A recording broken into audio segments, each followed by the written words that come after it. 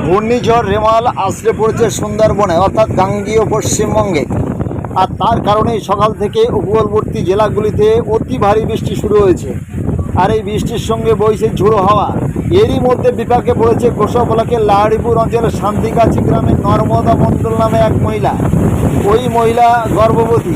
এই মুহূর্তে তার শারীরিক অবস্থা অবনতি হওয়ায় তাকে নিয়ে যাওয়া হচ্ছে গোসা ব্লক হাসপাতালে, কিন্তু খেয়া পারাভারের অসুবিধা থাকার কারণে গোসা ব্লকের দয়াপুর খেয়াঘাটে বিশ্রামগার থেকে আশ্রয় নিতে হয়েছে। তবে ওই মহিলার শারীরিক অবস্থা যথেষ্ট খারাপ রয়েছে।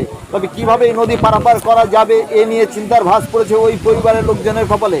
ওই পরিবারের পক্ষ থেকে গোসা ব্লক হাসপাতালে যোগাযোগ করা হয়েছে, কিন্তু নদীর অবস্থা এতটাই খারাপ, এতটাই উত্তাল নদী যে কোনো উদ্ধারকারী টিম তাদের কাছে পৌঁছাতে পারছে না।